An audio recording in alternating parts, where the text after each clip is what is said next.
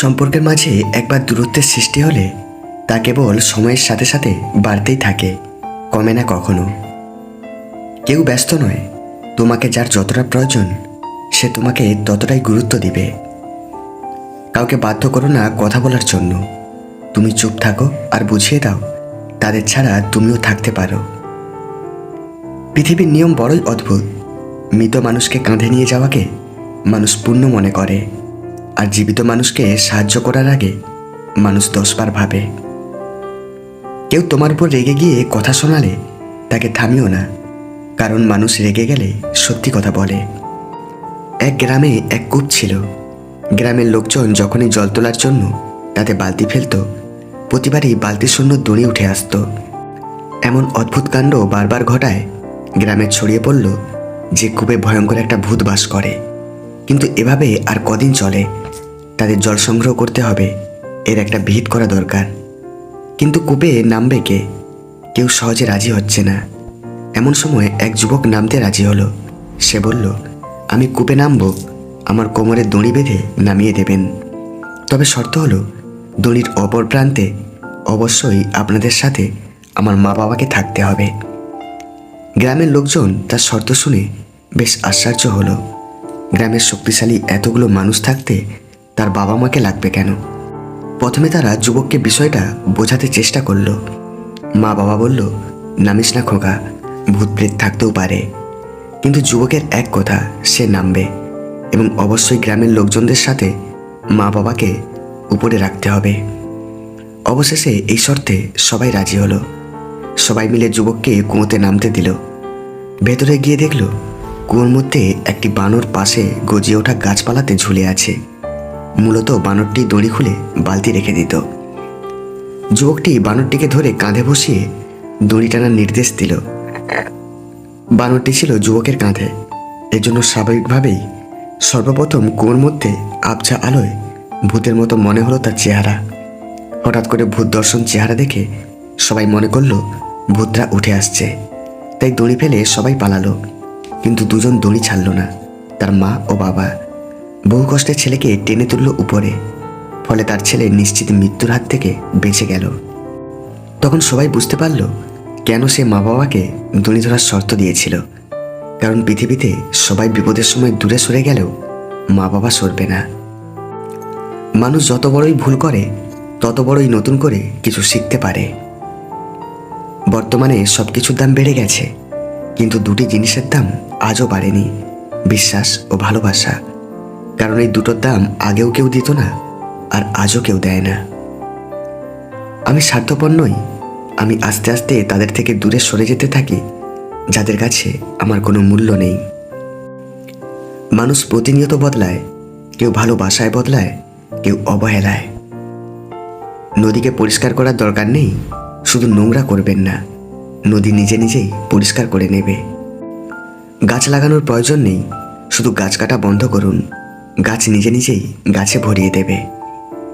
শান্তি প্রয়োজন নেই, শুধু অশান্তি করবেন না, শান্তি নিজেই ফিরে আসবে। ভালো আছি এটা আমরা সবাইকে বলতে পারি, কিন্তু কষ্টের মধ্যে আছি এটা বলার জন্য অনেক কাছের একজনের প্রয়োজন হয়।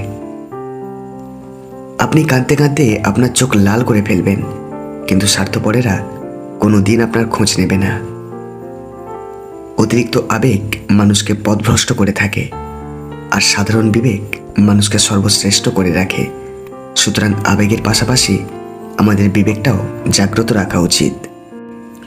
মানুষ অভিমানে নিজের ক্ষতি করে, আর রাগে করে অন্যের ক্ষতি। একজন নিজের সময় মতো মেসেজ করে, অন্যজন বোকার মতো মেসেজের অপেক্ষা করে। অযোগ্য কাউকে যোগ্য করে তুলতে নেই, কারণ সে যোগ্য হয়ে প্রথমেই আপনাকে অযোগ্য বানানোর চেষ্টা করবে, আর এটাই বর্তমান সময়ের বাস্তবতা। জন্মদিন মানে এটাই একমাত্র দিন যেদিন তোমায় কাঁদতে দেখে প্রথমবার তোমার মা হেসেছিল। আপনি টাকা ইনকাম করুন, ভালোবাসা আর সম্মান এমনিতেই আসবে। তুমি হাসলে সবাই তোমার সাথে হাসবে, কিন্তু তুমি কাঁদলে কেউ তোমার সাথে কাঁদবে না। মানুষকে কাঁদতে হয় একা একা।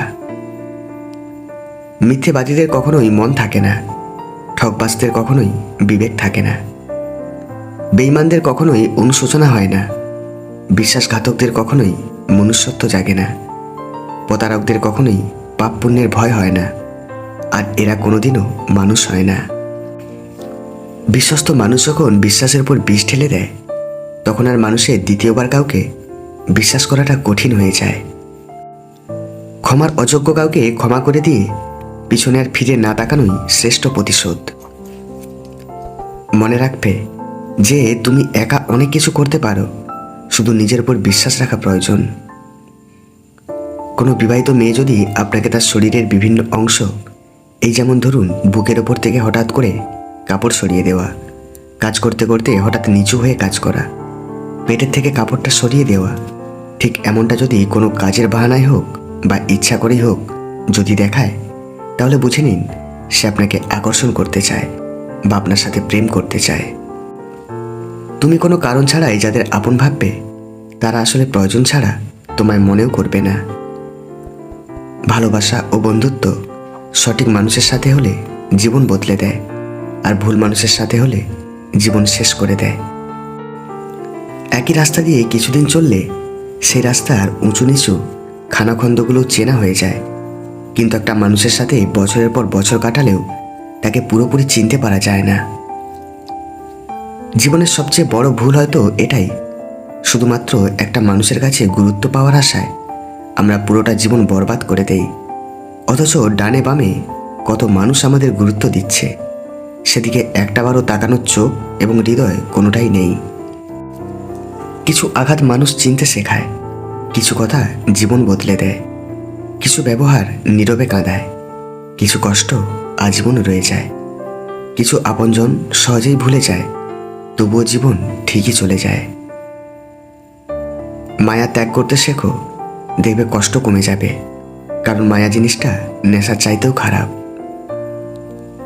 কখনো একা বসে নিজেকে একটা প্রশ্ন করো, তুমি মরে গেলে কার কি এসে যাবে? যাদের এসে যাবে তাদের খেয়াল রাখো, বাকি সবাইকে ছেড়ে দাও। শূন্যকে বিয়োগের ভয় দেখিয়ে কোনো লাভ নেই, কারণ শূন্য জানে তার হারানোর কিছু নেই, পাওয়ার আছে অনেক কিছু।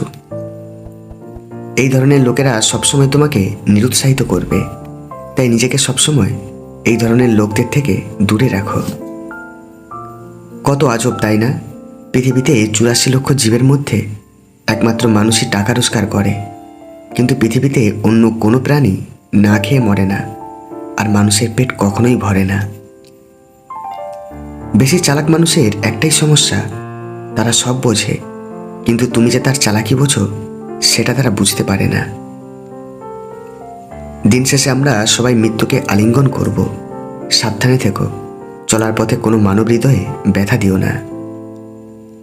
কাউকে এতটাও ভালোবেসো না যতটা ভালোবাসলে মানুষটা তোমাকে ছেড়ে চলে গেলে তুমি নিঃস্ব ও অসহায় হয়ে যাবে।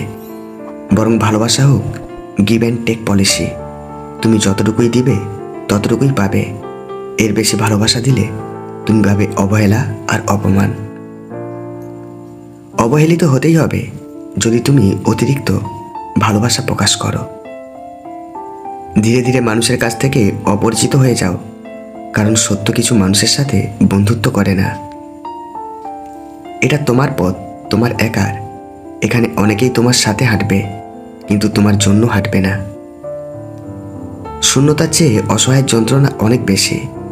শূন্যতার যন্ত্রণা হয়তো সহ্য করা যায়, মানিয়ে নেওয়া যায়, কিন্তু অসহায়ের যন্ত্রণা না সহ্য করা যায় আর না সহজে মানিয়ে নেওয়া যায়।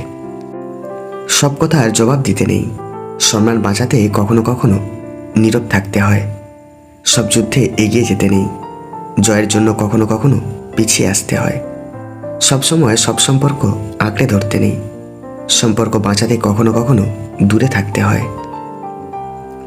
আমাদের জীবনেও অনেক মানুষ আছে যারা আমাদের পরিশ্রমের চেয়ে আমাদের পরাজয় দেখতে পছন্দ করে। এই ধরনের লোকদের শনাক্ত করা খুব কঠিন নয়।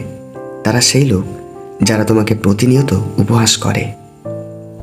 ছোট্ট একটা জীবনে কত কিছুই না ঘটে যায়। একই আকাশের নিচে কেউ কাঁদে আর কেউ বা হাসে।